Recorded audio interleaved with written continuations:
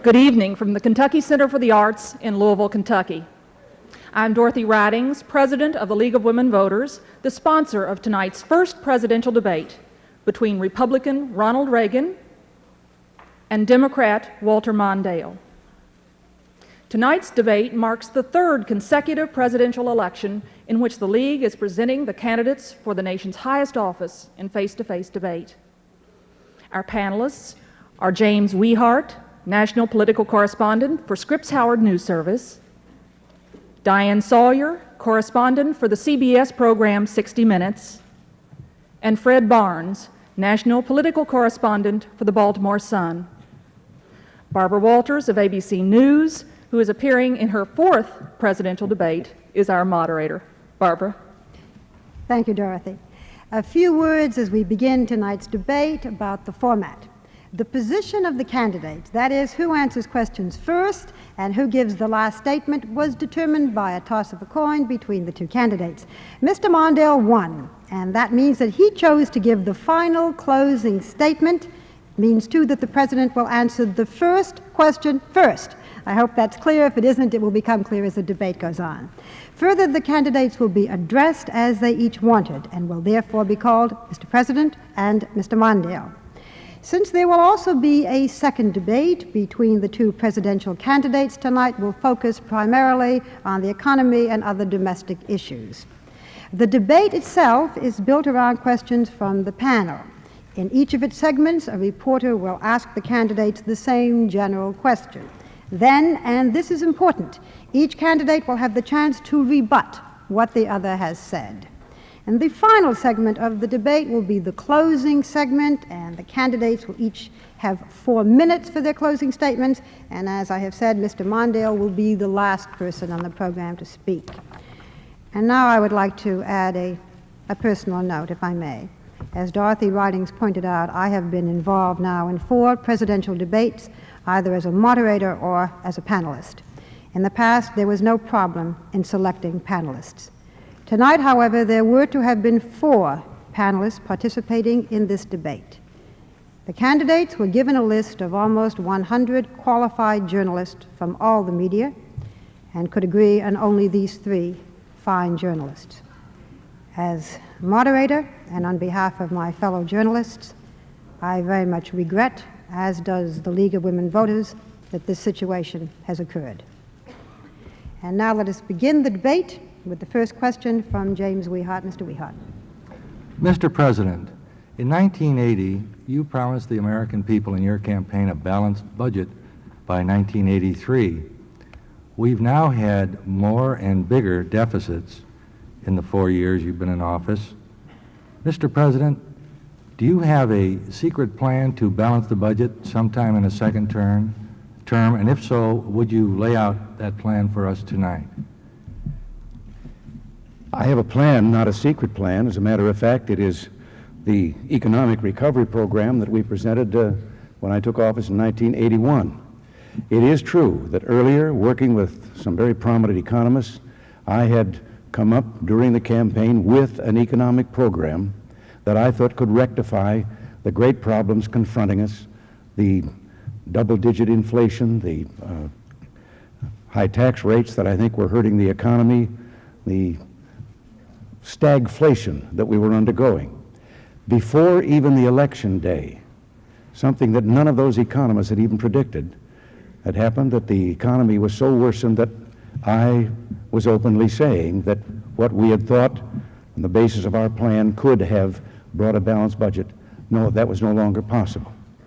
So the plan that we have had and that we're following is a plan that is based on growth in the economy, recovery without inflation, and reducing the share that the government is taking from the gross national product, which has become a drag on the economy.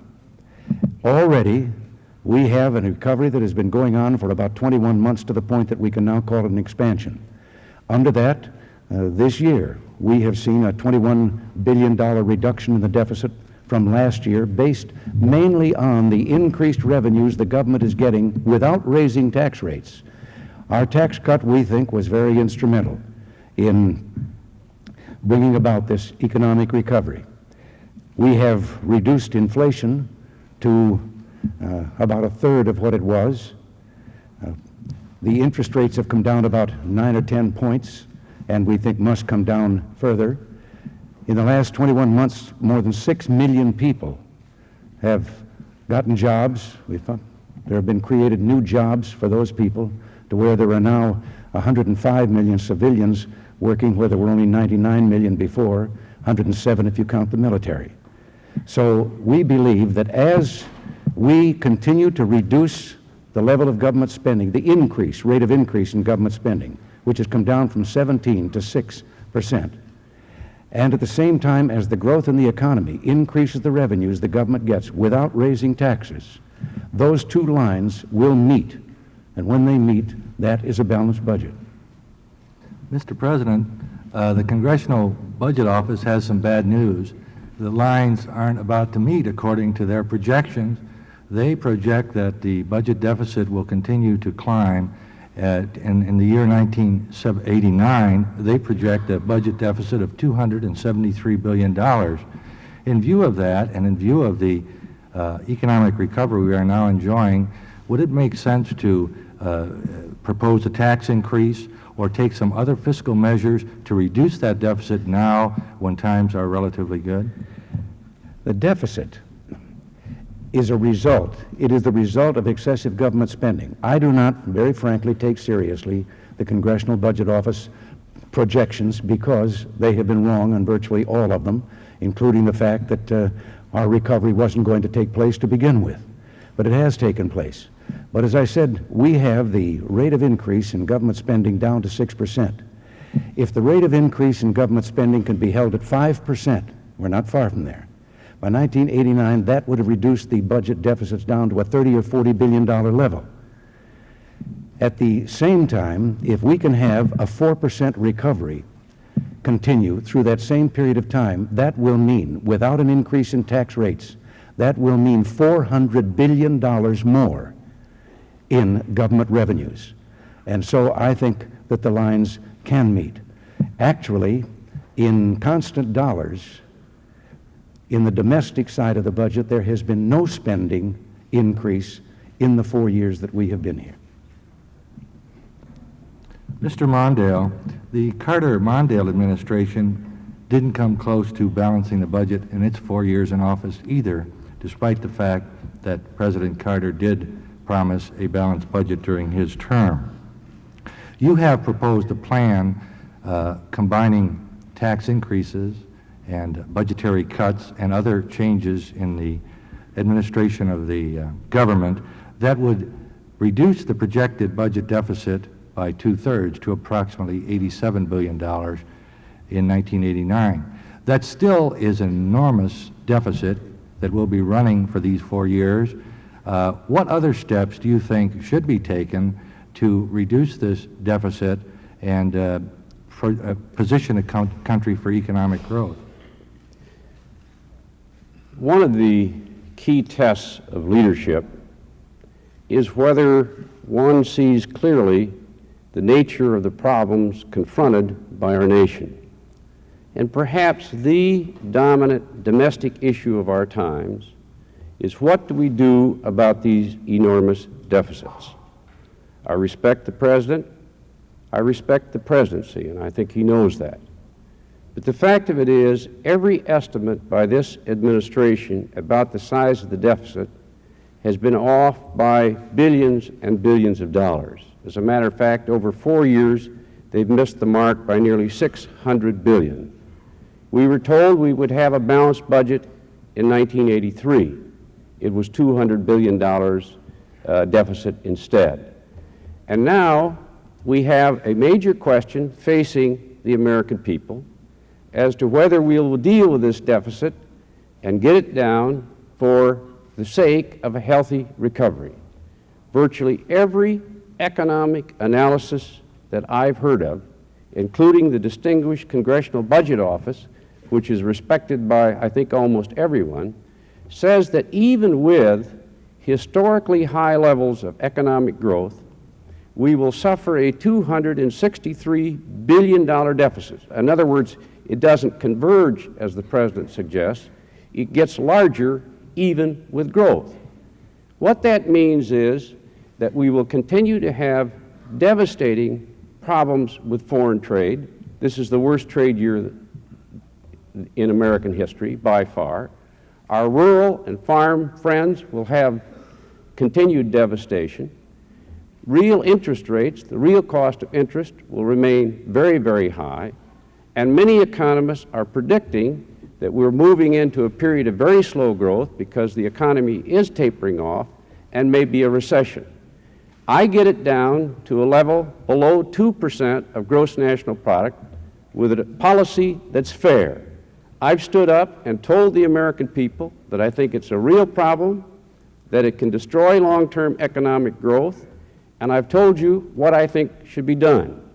I think this is a test of leadership, and I think the American people know the difference.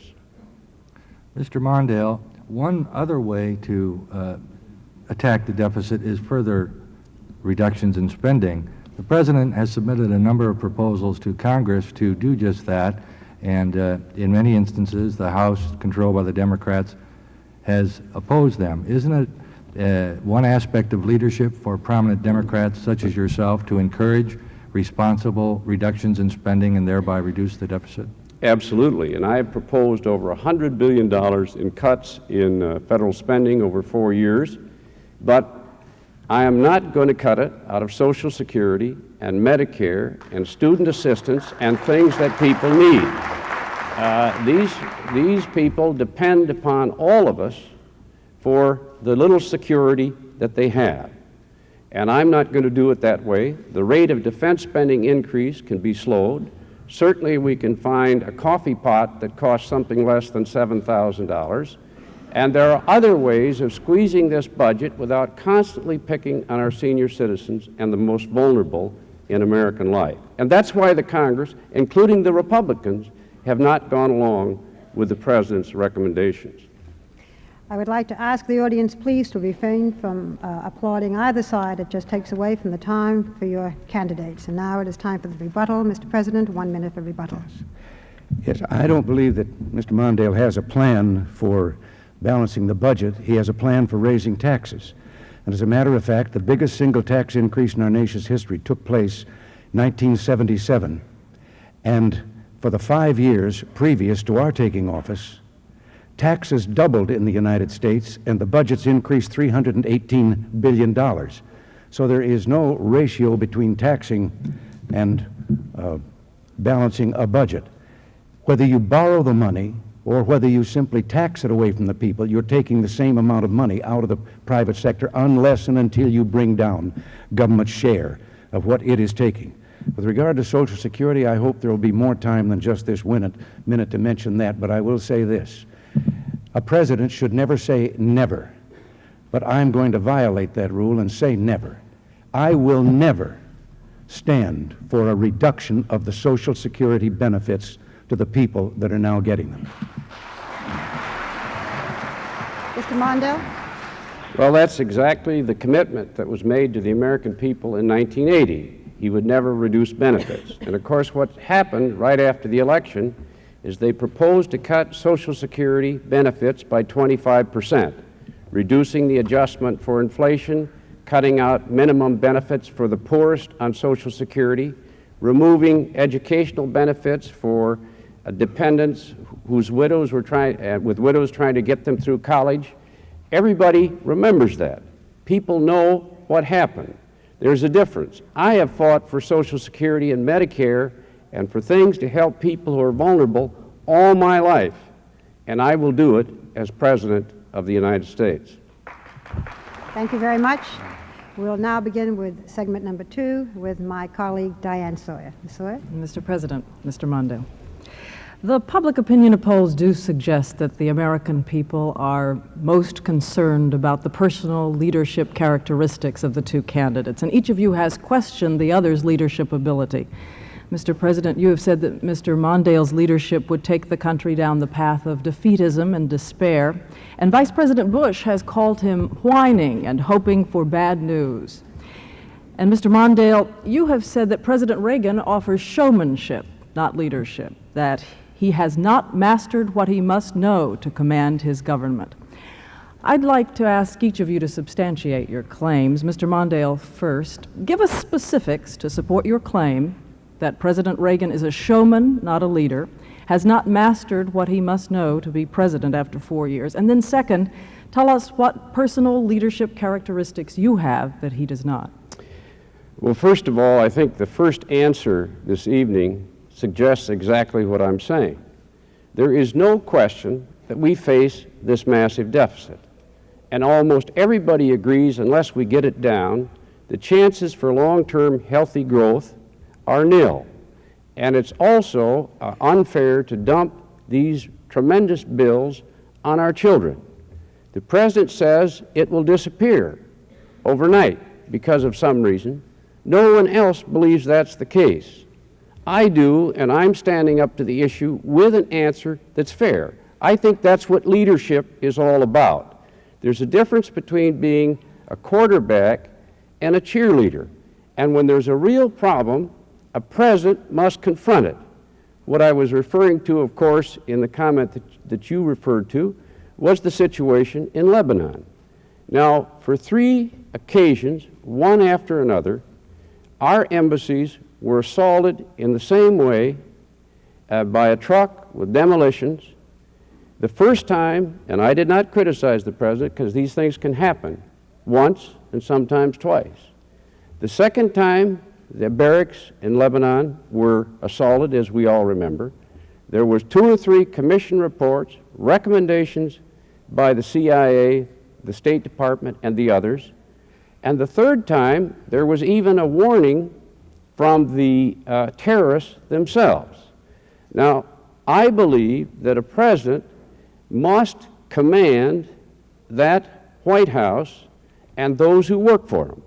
It's the toughest job on earth, and you must master the facts and insist that things that must be done are done. I believe that the way in which I will approach the presidency is what's needed, because all my life that has been the way in which I have sought to lead. And that's why in this campaign I'm telling you exactly what I want to do. I am answering your questions. I am trying to provide leadership now before the election so that the American people can participate in that decision. You have said, Mr. Mondale, that the polls have given you lower ratings on leadership than President Reagan because your message has failed to get through. Given that you have been in public office for so many years, what accounts for the failure of your message to get through? Well, I think we're getting better all the time, and I think tonight, as we contrast for the first time our differing approach to government, to values, to the leadership in this country, I think as this debate goes forward, the American people will have for the first time a chance to weigh the two of us against each other. And I think as a process, as a part of that process, what I am trying to say will come across, and that is that we must lead, we must command, we must direct, and a president must see it like it is. He must stand for the values of decency that the American people stand for, and he must use the power of the White House to try to control these nuclear weapons and lead this world toward a safer world. Mr. President, the issue is leadership in personal terms. First, do you think, as Vice President Bush said, that Mr. Mondale's campaign is one of whining and hoping for bad news? And second, what leadership characteristics do you possess that Mr. Mondale does not? Well, whether he does or not, let me suggest my own idea about the leadership factor, since you've asked it. And incidentally, I might say that with regard to the 25% cut to Social Security, before I get to the answer to your question, the only 25% cut that I know of was accompanying that huge 1977 tax increase was a cut of 25% in the benefits for every American who was born after 1916. Now, leadership. First of all, I think you must have some principles you believe in. In mine, I happen to believe in the people and believe that the people are supposed to be dominant in our society, that they, not government, are to have control of their own affairs to the greatest extent possible with an orderly society. Now, having that, I think also that in leadership,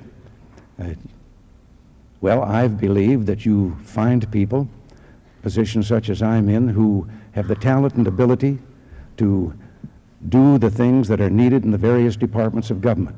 I don't believe that a leader should be spending his time in the Oval Office deciding who's going to play tennis on the White House court. And you let those people go with the guidelines of overall policy, not looking over their shoulder and nitpicking the manner in which they go at the job. You are ultimately responsible, however, for that job. But I also believe something else about that. I believe that, and when I became governor of California, I started this and I continue it in this office, that any issue that comes before me, I have instructed cabinet members and staff, they are not to bring up any of the political ramifications that might surround the issue. I don't want to hear them. I want to hear only arguments as to whether it is good or bad for the people. Is it morally right? And on that basis and that basis alone, we make a decision on every issue. Now, with regard to my feeling about why I thought that his record bespoke his possible taking us back to the same things that we knew under the previous administration, his record is that he spoke in praise of deficits several times, said they weren't to be abhorred, that as a matter of fact he at one time said he wished the deficit could be doubled because they stimulate the economy and help reduce unemployment. As a follow-up, let me draw in another specific, if I could, a specific that the Democrats have claimed about your campaign, that it is essentially based on imagery. And one specific that they allege is that, for instance, recently you showed up at the opening ceremony of a Buffalo old age housing project, when in fact your policy was to cut federal housing subsidies for the elderly, yet you were there to have your picture taken with them. Our policy was not to cut subsidies. We have believed in partnership, and that was an example of a partnership between not only local government and the federal government, but also between the private sector that built that particular structure. And this is what we've been trying to do, is involve the federal government in such partnerships. We are today subsidizing housing for more than 10 million people. And we're going to continue along that line. We have no thought of throwing people out into the snow, whether because of age or need. We have preserved the safety net for the people with true need in this country, and it has been pure demagoguery that we have in some way shut off all the charitable programs, or many of them, for the people who have real need. The safety net is there, and we're taking care of more people than has ever been taken care of before by any administration in this country. Mr. Mondale, an opportunity for you to rebut. Well, I guess I'm reminded a little bit of what Will Rogers once said about Hoover. He said, it's not what he doesn't know that bothers me, it's what he knows for sure that just ain't so. The fact of it is, the President's budget sought to cut Social Security by 25%. It's not an opinion, it's a fact. And when the President was asked the other day, what do you want to cut in the budget? He said, cut those things I asked for but didn't get. That's Social Security and Medicare. The second fact is that the housing unit for senior citizens that the President dedicated in Buffalo was only made possible through a federal assistance program for senior citizens that the President's budget sought to terminate. So if he'd had his way, there wouldn't have been any housing project there at all. This administration has taken a meat cleaver out in terms of federal assisted housing, and the record is there. We have to see the facts before we can draw conclusions. Mr. President. Well, let me just respond with regard to Social Security. When we took office, we discovered that the program that the Carter-Mondale administration had said would solve the fiscal problems of Social Security for the next 50 years wouldn't solve them for 5. Social Security was due to go bankrupt before 1983. Any proposals that I made at that time were at the request of the chairman, a Democrat of one of the leading committees, who said we have to do something before the program goes broke and the checks bounce. And so we made a proposal. And then in 1982, they used that proposal in a demagogic fashion for the 1982 campaign. And 3 days after the election in 1982, they came to us and said, Social Security, we know, is broke. Indeed, we had to borrow $17 billion to pay the checks. And then I asked for a bipartisan commission, which I'd asked for from the beginning, to sit down and work out a solution. And so the whole matter of what to do with Social Security has been resolved by bipartisan legislation, and it is on a sound basis now for as far as you can see into the next century. Mr. President, we begin segment number 3 with Fred Barnes. Mr. President, would you describe your religious beliefs, noting particularly whether you consider yourself a born-again Christian, and explain how these beliefs affect your presidential decisions? Well, I was raised to have a faith and a belief and have been a member of a church since I was a small boy. In our particular church, we did not use that term, born again, so I don't know whether I would fit that particular term.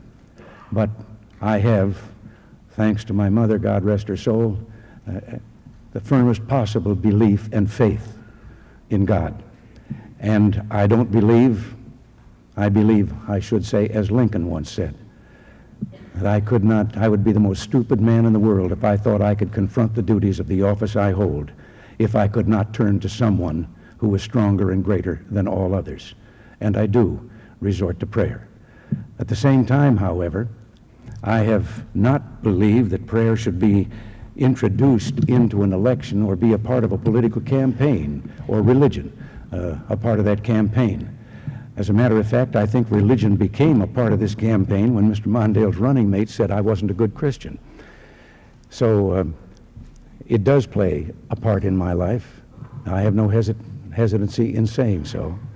And as I say, I don't believe that I could carry on unless I had a belief in a higher authority and a belief that prayers are answered.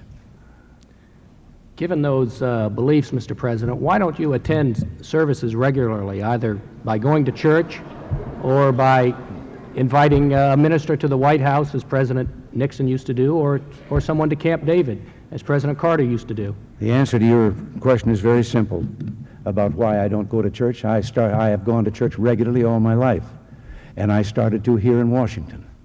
And now, in the position I hold and in the world in which we live, where embassies do get blown up in Beirut, we're supposed to talk about that on the debate the 21st, I understand. But I pose a threat to several hundred people if I go to church. I know the threats that are made against me. We all know the possibilities of terrorism. We have seen the barricades that have had to be built around the White House. And therefore, I don't feel, and my minister knows this and supports me in this position, I don't feel that I have a right to go to church knowing that my being there could cause something of the kind that we have seen in other places, in Beirut, for example. And I miss going to church, but I think the Lord understands.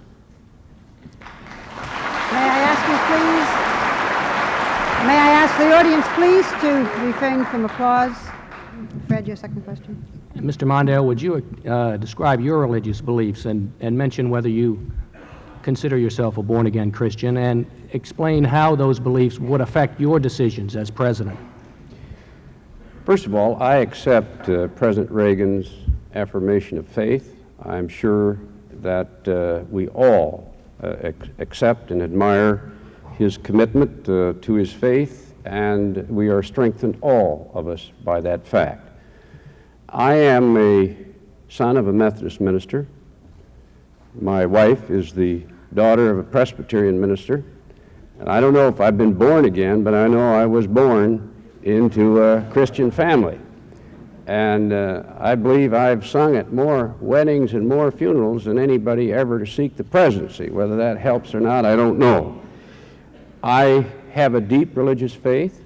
Our family does. It is fundamental. It's probably the reason that I'm in politics. I think our faith tells us, instructs us about the moral life that we should lead, and I think we're all together on that. What bothers me is this growing tendency to try to use one's own personal interpretation of faith politically, to question others' faith, and to try to use the instrumentalities of government to impose those views on others. All history tells us that that's a mistake. When the Republican platform says that from here on out we're going to have a religious test for judges before they're selected for the federal court, and then Jerry Falwell announces that that means they get at least 2 justices of the Supreme Court, I think that's an abuse of faith in our country. This nation is the most religious nation on earth. More people go to church and synagogues than any other nation on earth, and it's because we kept the politicians and the state out of the personal exercise of our faith. That's why faith in the United States is pure and unpolluted by the intervention of politicians. And I think if we want to continue, as I do, to have a religious nation, let's keep that line and never cross it. Thank you, Mr. Barnes. Next question. We have time for rebuttal now. I think I have a follow-up. Yes, I asked you if you did. I'm sorry. Yes, I thought you did. waived it. Yes, Mr. Mondale, you've complained just now about Jerry Falwell, and you've complained other times about other fundamentalists in politics. Correct me if I'm wrong, but I don't recall you ever complaining about ministers who were involved in the civil rights movement or in the anti-Vietnam War demonstrations, or about black preachers who've been so involved in American politics. Is it only conservative ministers that you object to? No. What I object to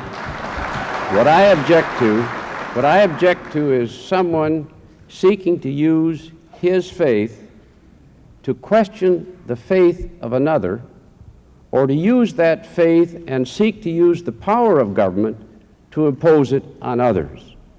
A minister who is in civil rights or in the conservative movement because he believes his faith instructs him to do that, I admire. The fact that the faith speaks to us and that we are moral people, hopefully, I accept and rejoice in. It's when you try to use that to undermine the integrity of private religious faith and the use of the state is where, for the most personal decisions in American life, that's where I draw the line. Thank you. Now, Mr. President, rebuttal. Yes, it's very difficult to rebut because I find myself in so much agreement with Mr. Mondale. I, too, want that wall that is in the Constitution of separation of church and state to remain there. The only attacks I have made are on people who apparently would break away at that wall from the government side, using the government, using the power of the courts and so forth, to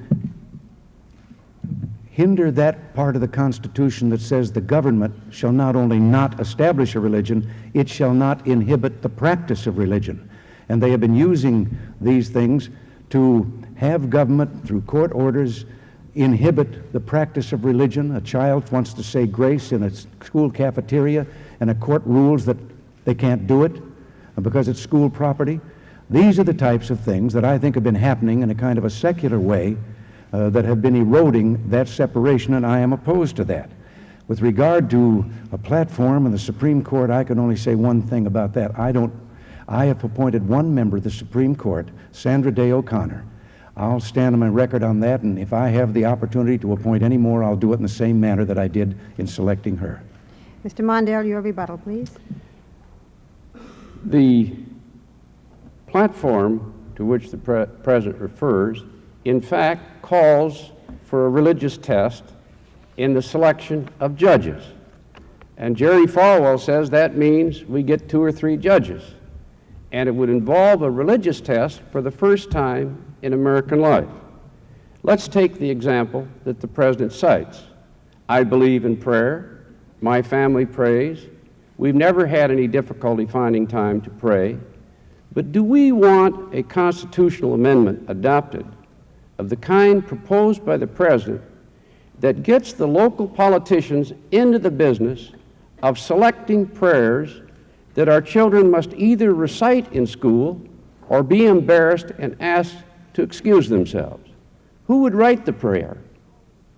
What would it say? How would it be resolved when those disputes occurred?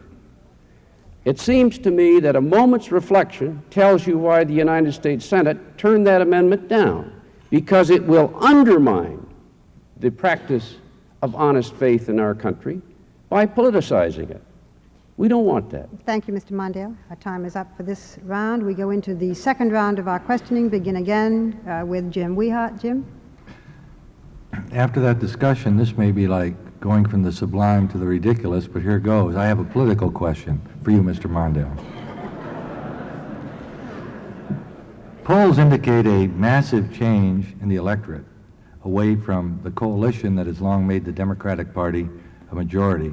Blue-collar workers, young professionals, their children, and much of the middle class now regard themselves as independents or Republican instead of Democrats, and the gap, the edge the Democrats had in party registration seems to be narrowing. I'd like to ask you, Mr. Mondale, what is causing this? Is the Democratic Party out of sync with the majority of Americans? And will it soon be replaced as a majority party by the Republicans? What do you think needs to be done about it as a Democrat? My answer is that this campaign isn't over yet. And when people vote, I think you're going to see a very strong verdict by the American people that they favor the approach that I'm talking about. The American people want arms control. They don't want this arms race. And they don't want this deadly new effort to bring weapons into the heavens. And they want an American foreign policy that leads toward a safer world. The American people see this debt, and they know it's got to come down, and if it won't come down, the economy is going to slow down, maybe go into a recession. They see this tremendous influx and swamping of cheap foreign imports in this country that has cost over 3 million jobs, given farmers the worst year in American history, and they know this debt must come down as well because it's unfair to our children. The American people want this environment protected. They know that these toxic waste dumps should have been cleaned up a long time ago, and they know that people's lives and health are being risked because we've had an administration that has been totally insensitive to the law and the demand for the protection of the environment. The American people want their children educated, they want to get our edge back in science, and they want a policy headed by the President that helps close this gap that's widening between the United States and Europe and Japan. The American people want to keep opening doors. They want those civil rights laws enforced. They want the Equal Rights Amendment ratified. They want equal pay for comparable effort for women. And they want it because they've understood from the beginning that when we open doors, we're all stronger, just as we were at the Olympics. I think as you make the case, the American people will increasingly come to our cause. Mr. Mondale, isn't it possible that the American people have heard your message and they are listening, but they are rejecting it? Well, tonight we had the first debate over the deficit. The President says it'll disappear automatically. I've said it's going to take some work. I think the American people will draw their own conclusions. Secondly, I've said that I will not support the cuts in Social Security and Medicare and the rest that the President has proposed. The President answers that it didn't happen, or if it did, it was resolved later in a commission. As the record develops, I think it's going to become increasingly clear that what I am saying and where I want to take this country is exactly where the country wants to go, and the comparison of approaches is such that I think will lead to further strength. Mr. President, you and your party are benefiting from what appears to be an erosion of the old Democratic coalition, but you have not laid out a specific agenda to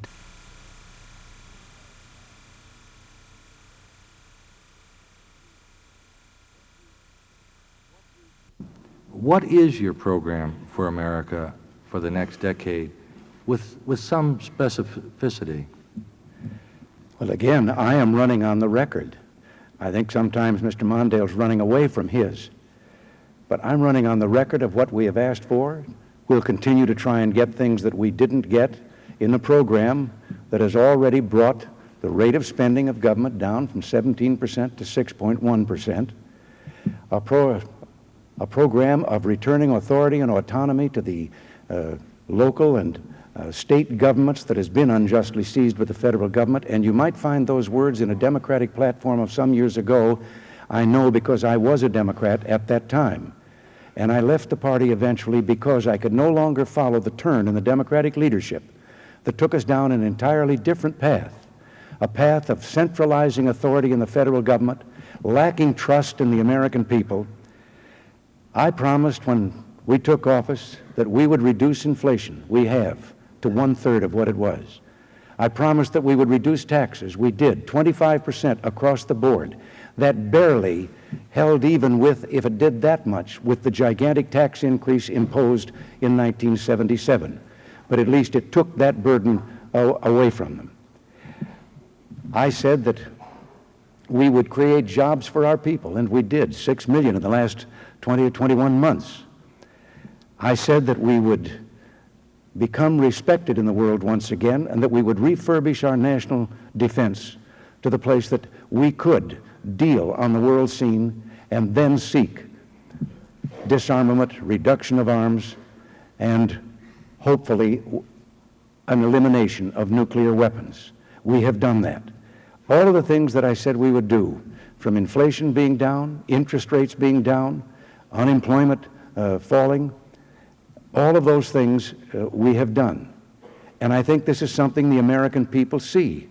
I think they also know that we had a commission that came in a year ago with a recommendation on education, on excellence in education, and today, without the federal government being involved other than passing on to them, the school districts, the words from that commission, we find 35 states with task forces now dealing with their educational problems. We find that schools are extending the curriculum to now have forced teaching of mathematics and science and so forth. All of these things have brought an improvement in the college entrance exams for the first time in some 20 years. So I think that many Democrats are seeing the same thing this Democrat saw. The leadership isn't taking us where we want to go. Mr. President, there's much of what you said affects the quality of life of many Americans, their income, the way they live, and so forth. But there's an aspect of quality of life that lies beyond the private sector, which has to do with our neighborhoods, with our cities, our streets, our parks, our environment. In those areas, I have a difficulty seeing what your program is and what you feel the federal responsibility is in these areas of the quality of life in the public sector that affects everybody, and even enormous wealth by one individual can't create the kind of environment that he might like. There are tasks that government legitimately should enforce, and tasks that government performs well, and you've named some of them. Crime has come down the last 2 years for the first time in many, many decades that it has come down, or since we've kept records, 2 consecutive years, and last year it came down, the biggest drop in crime that we've had. I think that we've had something to do with that, just as we have with the drug problem nationwide. The environment, yes, I feel as strongly as anyone about the preservation of the environment. When we took office, we found that the national parks were so dirty, and contained so many hazards, lack of safety features, that we stopped buying additional parkland until we had rectified this with what was to be a 5-year program, but it's just about finished already, $1 billion, and now we're going back to budgeting for additional lands for our parks. We have added millions of acres to the wilderness lands, to the game refuges. I think that we're out in front of most, and I see that the red light is blinking, so I can't continue, but I got more. Well, you'll have a chance when your rebuttal time comes up, perhaps, Mr. President. right. Mr. Mondale, now it's your turn for rebuttal. The President says that when the Democratic Party made its turn, he left it. The year that he decided we had lost our way was the year that John F. Kennedy was running against Richard Nixon. I was chairman of Minnesotans for Kennedy. President Reagan was chairman of a thing called Democrats for Nixon. Now, maybe we made a wrong turn with Kennedy, but I'll be proud of supporting him all of our life, all of my life, and I'm very happy that John Kennedy was elected, because John Kennedy looked at the future with courage, saw what needed to be done, and understood his own government. The President just said that his government is shrinking. It's not. It's now the largest peacetime government ever in terms of the take from the total economy. And instead of retreating instead of being strong where we should be strong, he wants to make it strong and intervene in the most private and personal questions in American life. That's where government should not be. Mr. President? Before I campaigned as a Democrat for a Republican candidate for president, I had already voted for Dwight Eisenhower to be President of the United States. So my change had come earlier than that. I hadn't gotten around to re-registering as yet. I found that was rather difficult to do, but I finally did it. There are some other things that have been said here back, and you said that I might be able to dredge them up. Mr. Mondale referred to the farmers' worst year. The farmers are not the victims of anything this administration has done.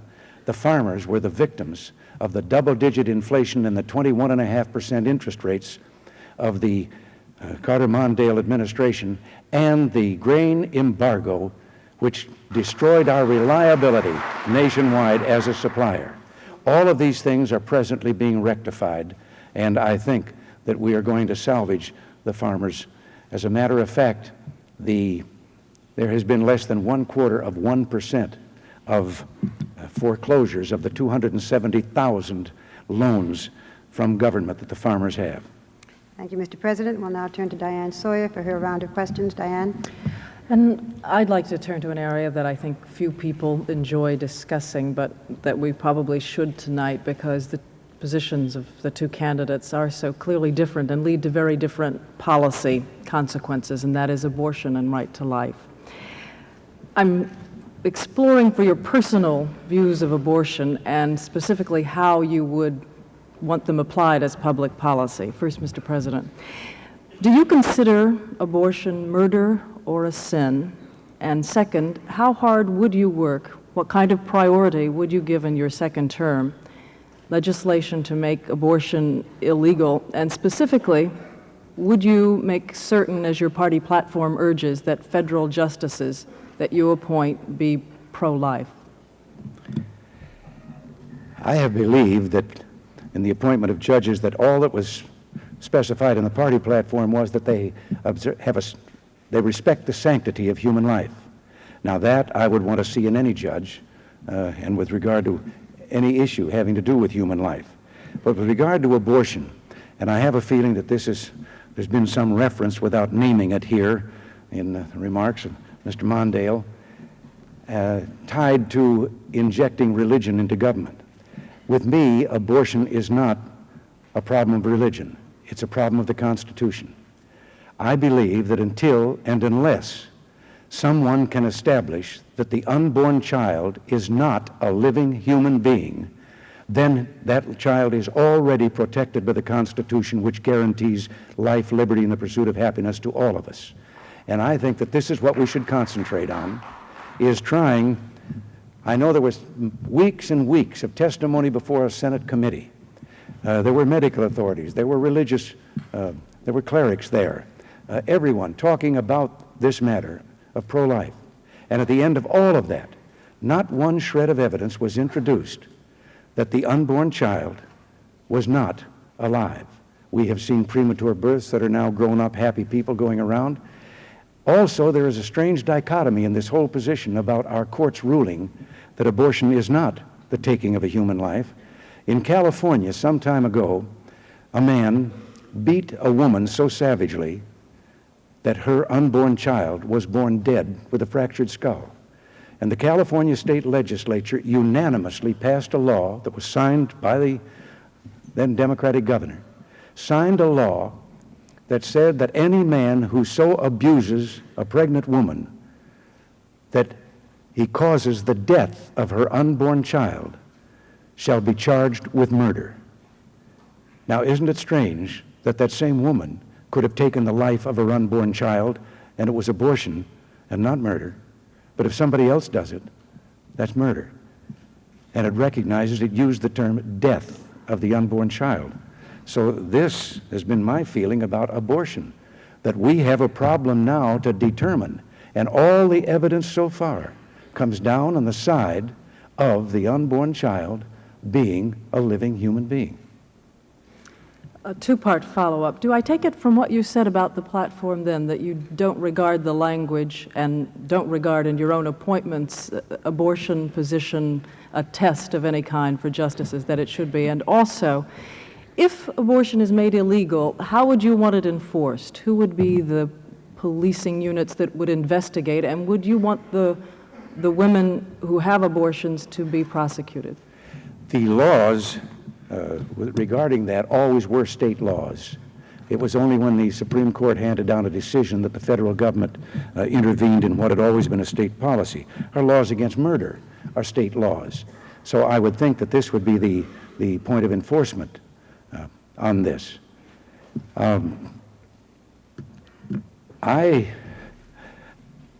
As I say, I feel that we have a problem here to resolve, and no one has approached it from that matter. It does not happen that the church that I belong to had that as part of its dogma. I know that some churches do. Now, it is a sin if you're taking a human life. On the same time, in our Judeo-Christian tradition, we recognize the right of taking a human life in self-defense. And therefore, I've always believed that a mother, if medically it is determined that her life is at risk if she goes through with the pregnancy, she has a right then to take the life of even her own unborn child in defense of her own. Mr. Mondale, to turn to you, do you consider abortion a murder or a sin?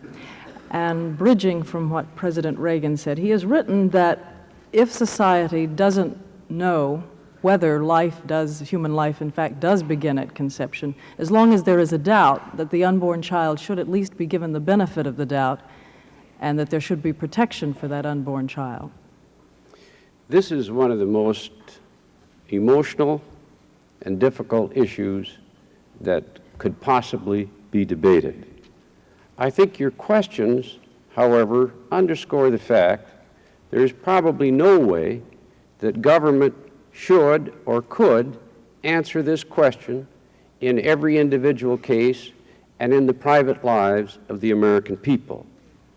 The constitutional amendment proposed by President Reagan would make it a crime for a woman to have an abortion if she had been raped or suffered from incest.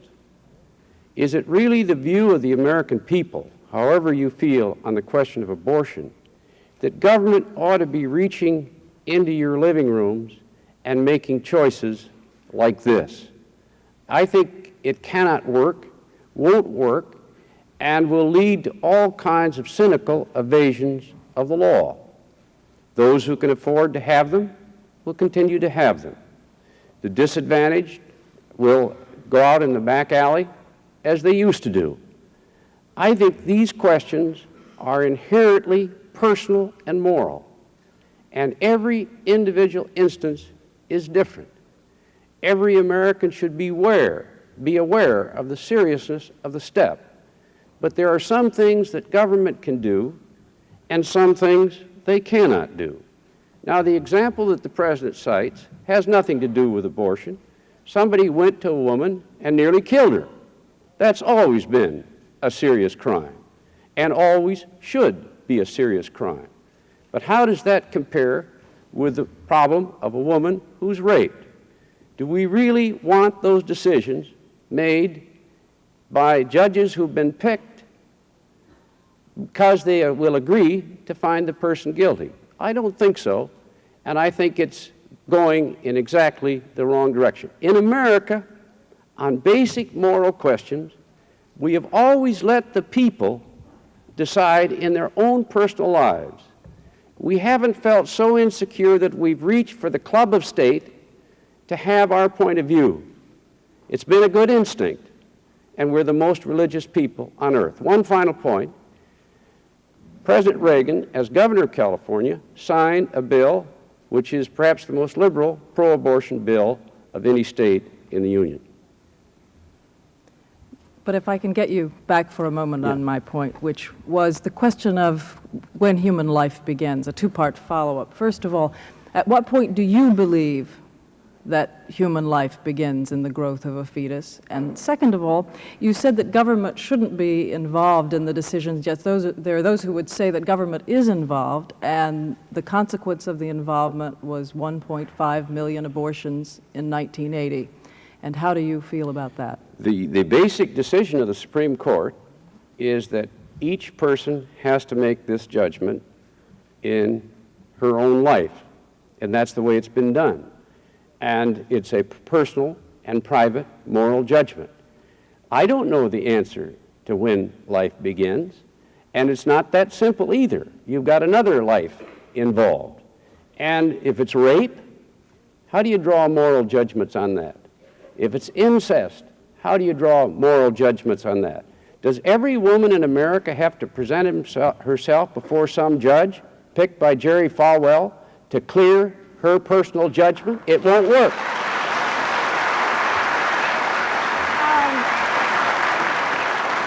I'm sorry to do this, but I really must talk to the audience. You're all invited guests. I know I'm wasting time in talking to you, but it really is very unfair of you to applaud sometimes louder, less loud, and I ask you as people who are invited here and polite people to refrain. We have our time now for rebuttal. Mr. President. Yes. Well, with regard to this being a personal choice, isn't that what a murderer is insisting on? His or her right to kill someone because of whatever fault they think justifies that. Now, I'm not capable, and I don't think you are, any of us, to make this determination that must be made with regard to human life. I am simply saying that I believe that that's where the effort should be directed to make that determination. I don't think that any of us should be called upon here to stand and make a decision as to what other things might come under the self-defense tradition. That, too, would have to be worked out then when you once recognize that we're talking about a life. But in this great society of ours, wouldn't it make a lot more sense in this gentle and kind society if we had a program that made it possible for when incidents come along in which someone feels they must do away with that unborn child, that instead we make it available for the adoption? There are 1.5 million people out there standing in line waiting to adopt children who can't have them any other way. Mr. Mondale. I agree with that, and that's why I was a principal sponsor of a liberal adoption law, so that more of these children could come to term, so that the young mothers were educated, so we found an option, an alternative. I'm all for that. But the question is whether this other option proposed by the President should be pursued, and I don't agree with it. Since I got about 20 seconds, let me just say one thing. The question of agriculture came up a minute ago. Net farm income is off 50% in the last 3 years, and every farmer knows it. And the effect of these economic policies is like a massive grain embargo, which has caused farm exports to drop 20%. It's been a big failure. I oppose the grain embargo in my administration. I'm opposed to these policies as well. I'm sitting here like the great school teacher, letting you both get away with things because one did it, the other one did it. May I ask in the future that the rebuttal stick to what the rebuttal is, and also foreign policy will be the next debate. Stop dragging it in by its ear into this one. Now, having admonished you, I would like to say to the panel, you are allowed one question and one follow-up. Would you try as best you could not to ask 2 and 3? I know it's something we all want to do. 2 and 3 questions is part 1 and 2 and 3 is part 2. Having said that, Fred, it's yours. Thank you. Mr. Mondale, let me ask you about middle-class Americans and the taxes they pay. I'm talking about, not about the rich or the poor, I know your views on their taxes, but about families earning $25,000 to $45,000 a year. Do you think that those families are overtaxed or undertaxed by the federal government? In my opinion, as we deal with this deficit, people from about $70,000 a year on down have to be dealt with very, very carefully because they are the ones who didn't get any relief the first time around.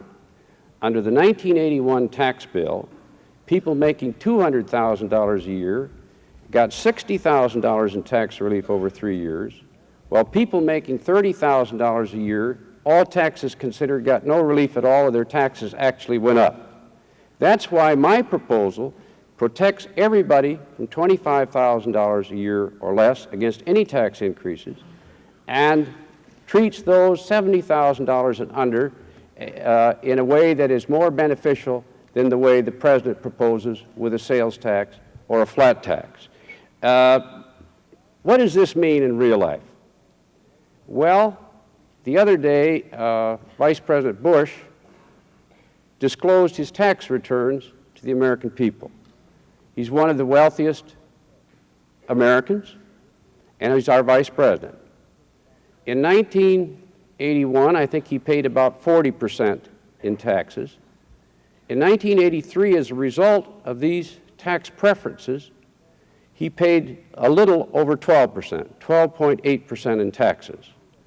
That meant that he paid a lower percent in taxes than the janitor who cleaned up his office or the chauffeur who drives him to work. I believe we need some fairness, and that's why I proposed what I think is a fair and a responsible proposal that helps protect these people who've already got no relief or actually got a tax increase. It sounds as if you were saying you think this group of taxpayers making $25,000 to $45,000 a year is already overtaxed, yet your tax proposal would increase their taxes. I think your aides have said those earning about $25,000 to $35,000, their tax rate would go up, their tax bill would go up $100, and from $35,000 to $45,000, more than that, several $100s. Wouldn't that stifle their incentive to work and invest and so on, and also hurt the recovery? The first thing is everybody 25,000 other would have no tax increase. Mr. Reagan, after the election, is going to have to propose a tax increase. And you will have to compare what he proposes, and his Secretary of the Treasury said he's studying a sales tax or a value-added tax. They're the same thing. They hit middle and moderate income Americans and leave wealthy Americans largely untouched. Up until about $70,000 as you go up the ladder, my proposals will be far more beneficial. As soon as we get the economy on a sound ground as well, I'd like to see the total repeal of indexing. I don't think we can do that for a few years, but at some point we want to do that as well. Mr. President, let me try this on you. Do you think middle-income Americans are overtaxed or undertaxed? You know, I wasn't going to say this at all, but I can't help it. There you go again. I don't have a plan to tax or increase taxes. I'm not going to increase taxes. I can understand why you are, Mr. Mondale, because as a senator, you voted 16 times to increase taxes. Now, I believe that our problem has not been that anybody in our country is undertaxed. It's that government is overfed. And I think that most of our people, this is why we had a 25% tax cut across the board, which maintained the same progressivity of our tax structure in the brackets on up. And as a matter of fact, it just so happens that in the quirks of administering these taxes, those above $50,000 actually did not get quite as big a tax cut percentage-wise as did those from 50,000 down. From 50,000 down, those people pay 2/3 of the taxes, and those people got 2/3 of the tax cut. Now, the Social Security tax of 77, this indeed was a tax that hit people in the lower brackets the hardest. It had two features. It had several tax increases phased in over a period of time. There are two more yet to come between now and 1989. At the same time, every year, it increased the amount of money.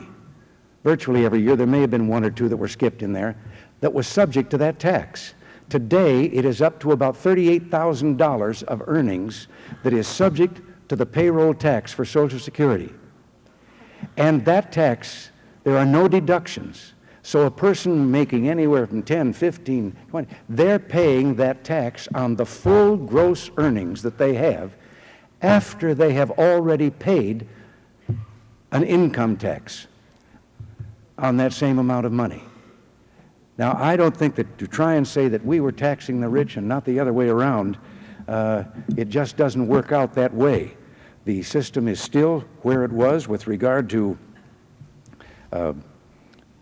the progressivity, as I've said, and that has not been changed. But if you take it in numbers of dollars instead of percentage, yes, you can say, well, that person got 10 times as much as this other person. Yes, but he paid 10 times as much also. But if you take it in percentages, then you find out that it is fair and equitable across the board. I thought I caught, Mr. President, a glimmer of a stronger statement there in your answer than you've made before. I think the operative position you had before was that you would only raise taxes in a second term as a last resort, and I thought you said flatly that I'm not going to raise taxes.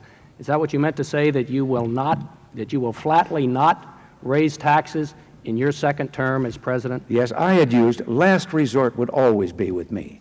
If you got the government down to the lowest level that you yourself could say it could not go any lower and still perform the services for the people, and if the recovery was so complete that you knew you were getting the ultimate amount of revenues that you could get through that growth, and there was still some slight difference there between those two lines, then I had said once that yes, you would have to then look to see if taxes should not be adjusted. I don't foresee those things happening. So I say with great confidence, I'm not going to go for a tax. With regard to assailing Mr. Bush about his tax problems and the difference from the tax he once paid and then the later tax he paid, I think if you looked at the deductions, there were great legal expenses in there, had to do possibly with the sale of his home, and they had to do with his setting up of a blind trust. All of those are legally deductible in computing your tax, and it was a one-year thing with him. Mr. Mondale, here we go again. It's time for rebuttal.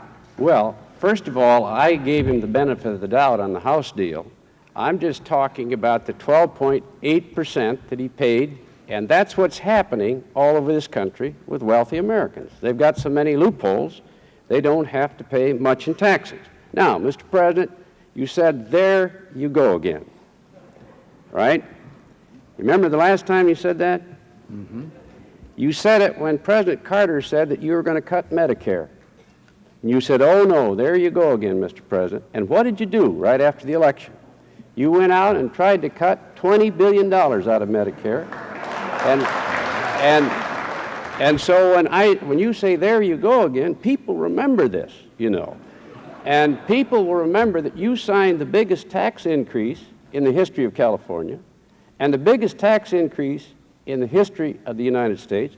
And what are you going to do? You've got $260 billion deficit. You can't wash it away. You won't slow defense spending. You refuse to do that. Mr. Mondale, I'm afraid your time is up. Sorry. Mr. President. Yes. With regard to Medicare, no.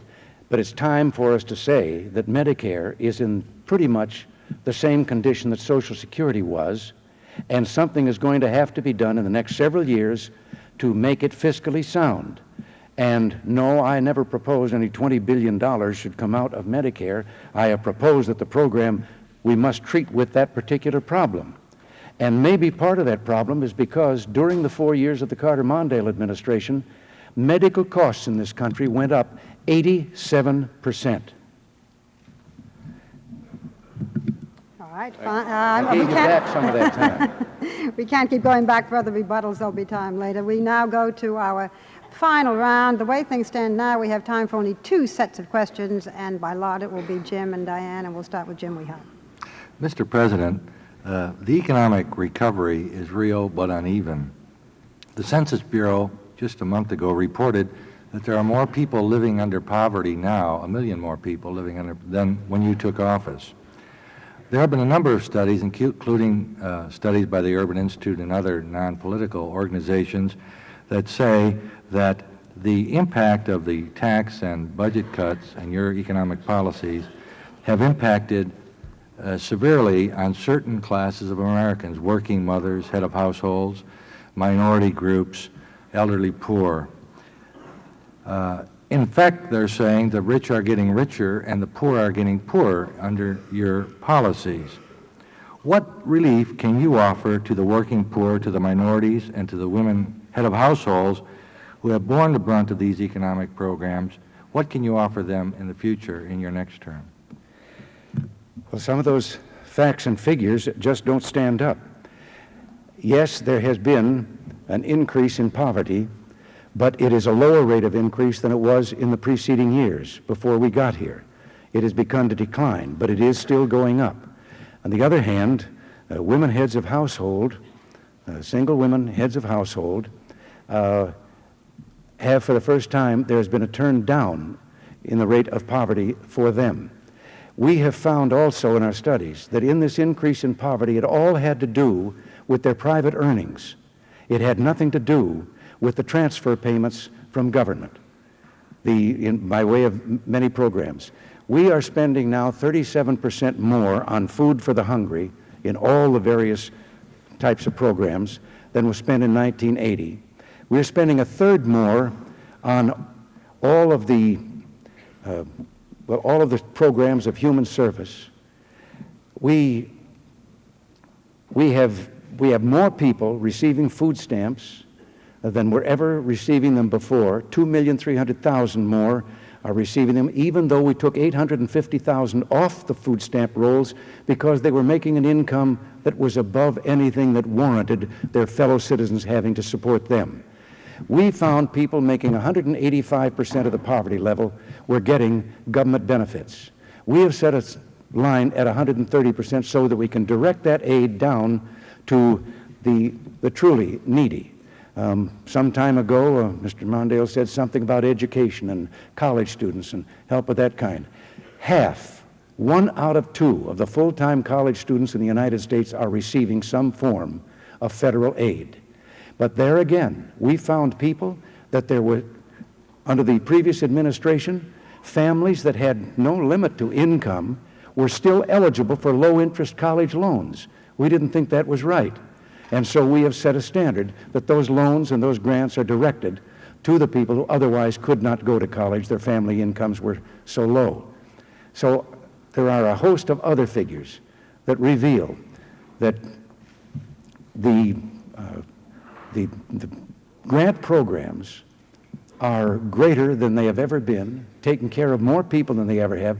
7.7 million elderly citizens who were living in the lowest 20% of earnings. 7.7 million have moved up into another bracket since our administration took over, leaving only 5 million of the elderly in that bracket when there had been more than 13 million. Mr. President, in a visit to Texas, in Brownsville, I believe it was, in the Rio Grande Valley, you did observe that the economic recovery was uneven. In that particular area of Texas, unemployment was over 14%, whereas statewide it was the lowest in the country, I believe 5.6%. And you made the comment that, however, that man does not live by bread alone. What did you mean by that comment? And if I interpret it correctly, it would be a comment more addressed to the affluent who obviously can look beyond just the bread they need to sustain them with their wherewithal. That had nothing to do with the other thing of talking about their needs or anything. I remember distinctly I was segueing into another subject. I was talking about the things that have been accomplished, and that was referring to the revival of patriotism and optimism, the new spirit that we're finding all over America. And it is a wonderful thing to see when you get out there among the people. So that was the only place that that was used. I did avoid, I'm afraid in my previous answer also, the idea of uneven. Yes, there is no way that the recovery is even across the country. Just as in the depths of the recession, there were some parts of the country that were worse off, but some that didn't even feel the pain of the recession. We're not going to rest and not going to be happy until every person in this country who wants a job can have one, until the recovery is complete across the country. Mr. Mondale, as you can gather from the question of the President, the celebrated war on poverty obviously didn't end the problem of poverty, although it may have dented it. The poor and the homeless and the disadvantaged are still with us. What should the federal government's role be to turn back the growth in the number of people living below the poverty level, which is now 35 million in the United States, and to help deal with the structural unemployment problems that the President was referring to in an uneven recovery? Number one, we've got to get the debt down, to get the interest rates down, so the economy will grow and people will be employed. Number two, we have to work with cities and others to help generate economic growth in those communities through the Urban Development Action Grant Program. I don't mind those enterprise zones. Let's try them, but not as a substitute for the others. Certainly, education and training is crucial. If these young Americans don't have the skills that make them attractive to employees, they're not going to get jobs. The next thing is to try to get more entrepreneurship and business within the reach of minorities so that these businesses are located in the communities in which they're found. The other thing is we need the business community as well as government heavily involved in these communities to try to get economic growth. There is no question that the poor are worse off. I think the President genuinely believes that they're better off. But the figures show that about 8 million more people are below the poverty line than 4 years ago. How you can cut school lunches, how you can cut student assistance, how you can cut housing, how you can cut disability benefits, how you can do all of these things, and then the people receiving them, for example, the disabled, who have no alternative, how they're going to do better, I don't know. Now, we need a tight budget, but there's no question that this administration has singled out things that affect the most vulnerable in American life, and they're hurting. One final point, if I might. There's another part of the lopsided economy that we're in today, and that is that these heavy deficits have killed exports and are swamping the nation with cheap imports. We are now $120 billion of imports, 3 million jobs lost, and farmers are having their worst year. That's another reason to get the deficit down. Mr. Mondale, is it possible that the vast majority of Americans who appear to be prosperous have lost interest in the kinds of programs you're discussing to help those less privileged than they are? I think the American people want to make certain that that dollar is wisely spent. I think they stand for civil rights. I know they're all for education and science and training, which I strongly support. They want these young people to have a chance to get jobs and the rest. I think the business community wants to get involved. I think they're asking for new and creative ways to try to reach it with everyone involved. I think that's part of it. I think also that the American people want a balanced program that gives us long-term growth so that they're not having to take money that's desperate to themselves and their families and give it to someone else. I'm opposed to that too. And now it is time for our rebuttal for this period, Mr. President. Yes, the connection that's been made again between the deficit and the interest rates. There is no connection between them. There is a connection between interest rates and inflation. But I would call to your attention that in 1981, while we were operating still on the Carter-Mondale budget that we inherited, that the interest rates came down from 21.5 down toward the 12 or 13 figure, and while they were coming down, the deficits had started their great increase. They were going up. Now, if there was a connection, I think that there would be a different parallel between deficit getting larger and interest rates going down. The interest rates are based on inflation. And right now, I have to tell you, I don't think there is any excuse for the interest rates being as high as they are because we have brought inflation down so low. I think it can only be that they're anticipating or expecting, not hoping, that maybe we don't have a control of inflation and it's going to go back up again. Well, it isn't going to go back up. We're going to see that it doesn't. And I haven't got time to answer with regard to the disabled. Thank you, Mr. President. Mr. Mondale. Mr. President, if I heard you correctly, you said that these deficits don't have anything to do with interest rates. I will grant you that interest rates were too high in 1980, and we can have another debate as to why, energy prices and so on. There's no way of glossing around that. But when these huge deficits went in place in 1981, what's called the real interest rates, the spread between inflation and what a loan costs you, doubled. And that's still the case today. And the result is interest costs that have never been seen before in terms of real charges, and it's attributable to the deficit. Everybody, every economist, every businessman believes that. Your own Council of Economic Advisors, Mr. Feldstein, in his report told you that.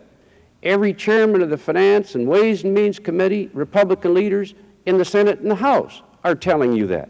That deficit is ruining the long-term hopes for this economy.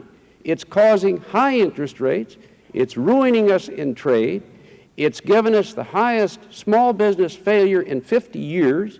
The economy is starting downhill with housing failure. Quit. You're both very obedient. I have to give you credit for that.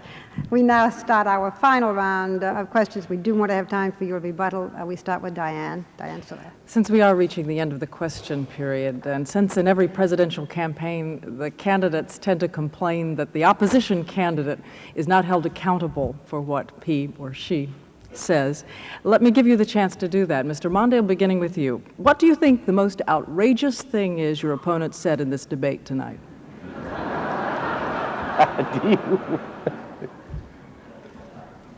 You want to give me some suggestions? I'm going to use my time a little differently. I'm going to give the President some credit. I think the President has done some things to raise the sense of spirit, morale, good feeling in this country, and he's entitled to credit for that. What I think we need, however, is not just that, but to move forward, not just congratulating ourselves, but challenging ourselves to get on with the business of dealing with America's problems. I think in education, when he lectured the country about the importance of discipline, I didn't like it at first, but I think it helped a little bit. But now we need both that kind of discipline and the resources and the consistent leadership that allows this country to catch up in education and science and training. I like President Reagan. And this is not personal. There's our deep differences about our future, and that's the basis of my campaign. Follow up in a similar vein, then. What remaining question would you most like to see your opponent forced to answer?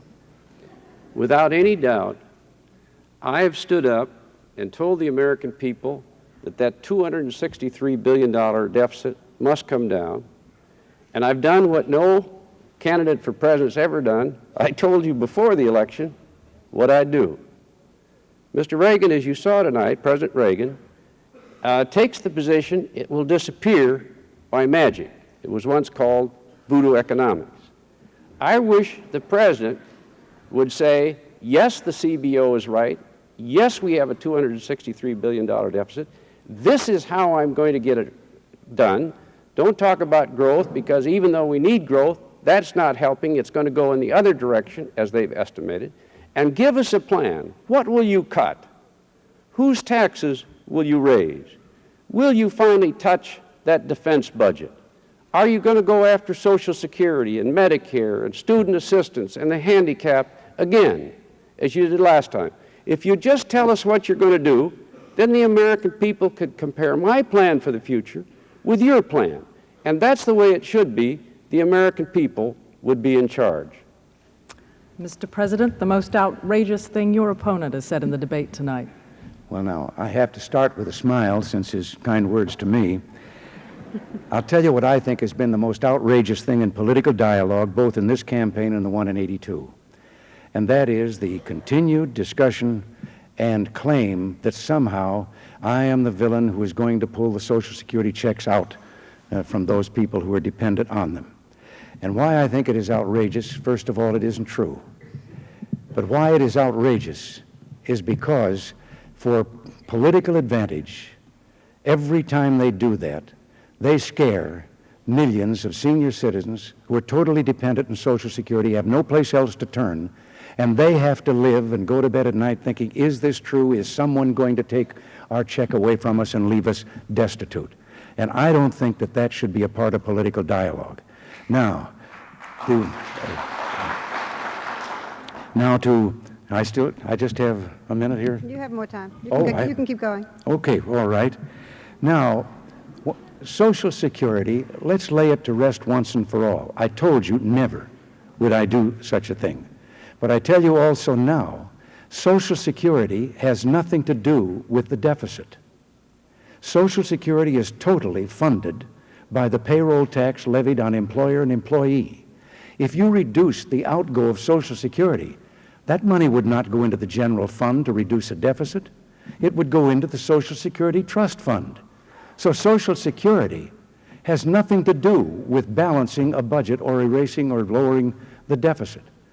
Now, again, to get to whether I'm depending on magic, I think I have talked in straight economic terms about a program of recovery that I was told wouldn't work, and then after it worked, I was told that lowering taxes would increase inflation, and none of these things happened. It is working, and we're going to continue on that same line.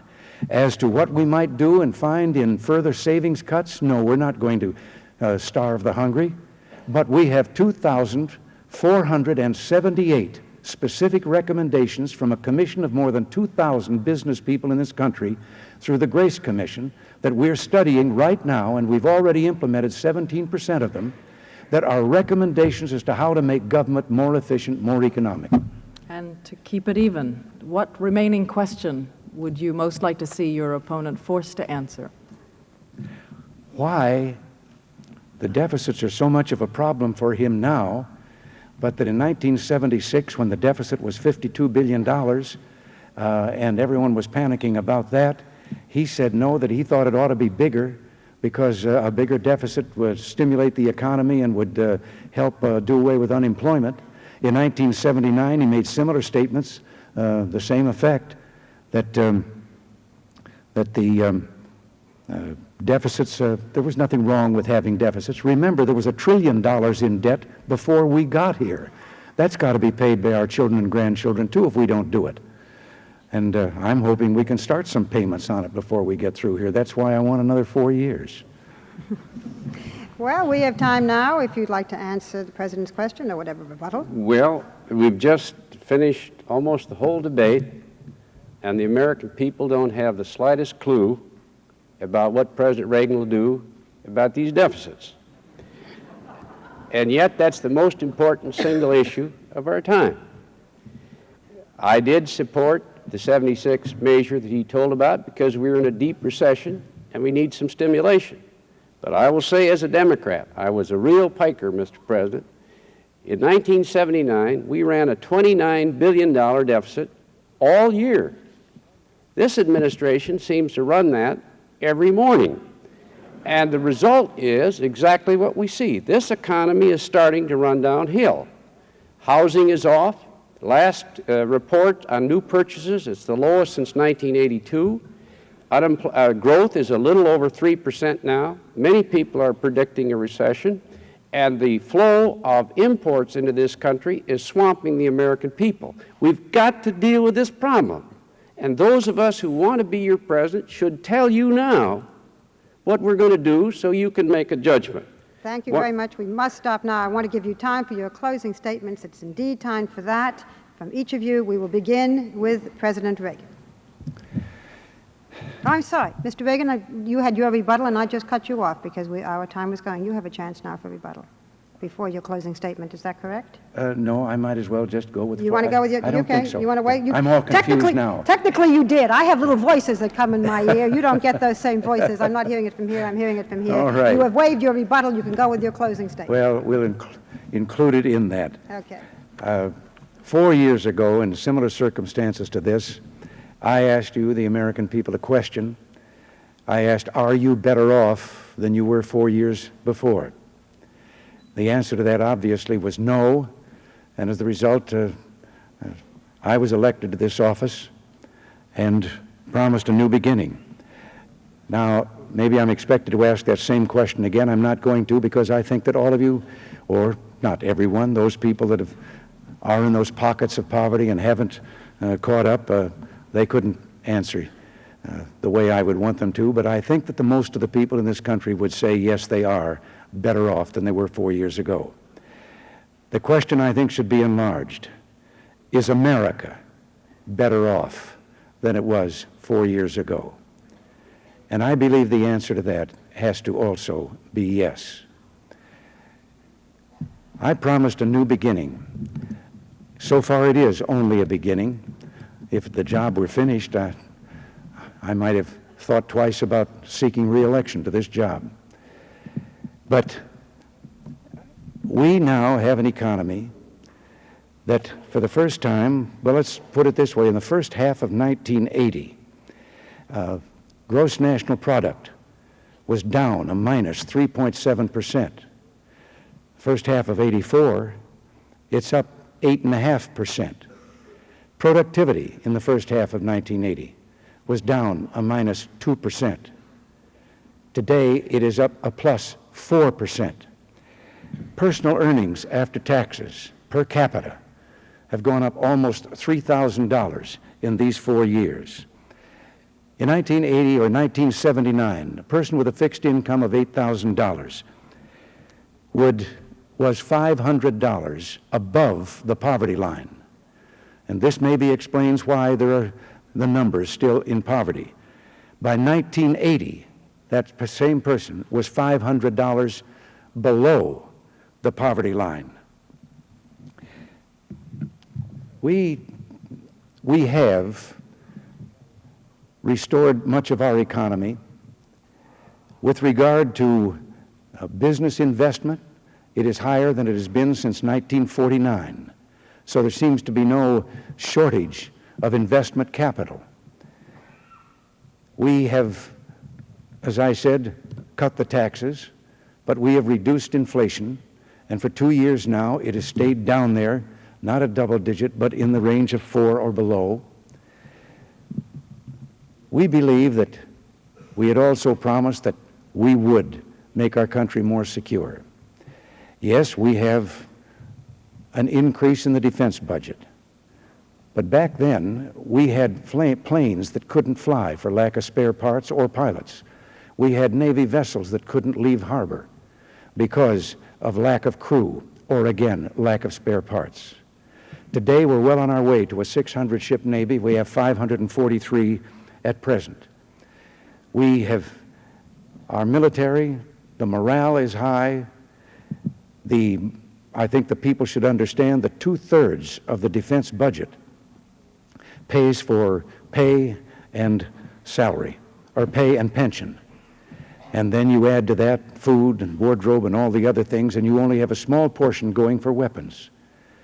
But I am determined that if ever our men are called on, they should have the best that we can provide in the manner of tools and weapons.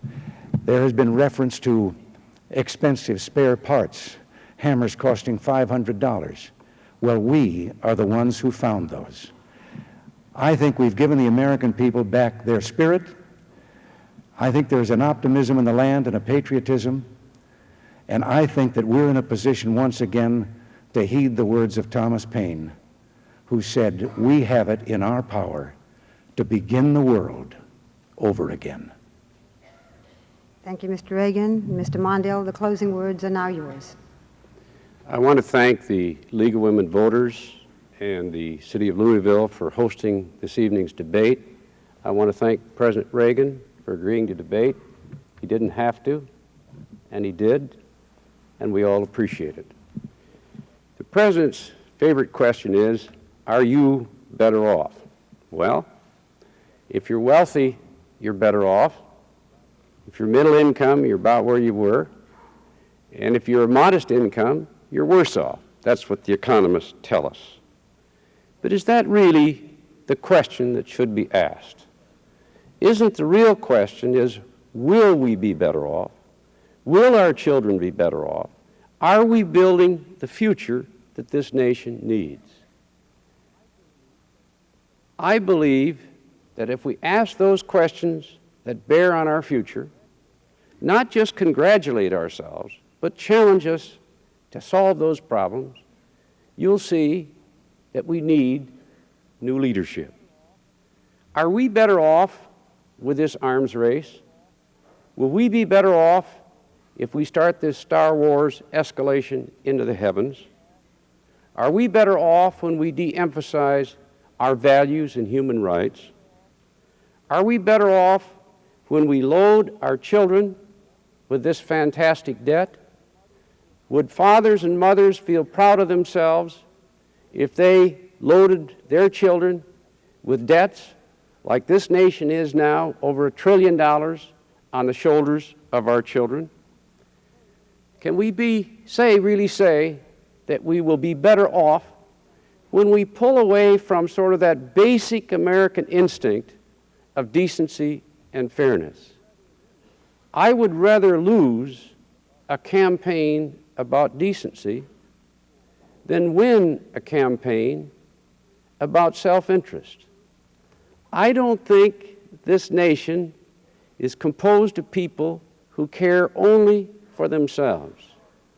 And when we sought to assault Social Security and Medicare, as the record shows we did, I think that was mean-spirited.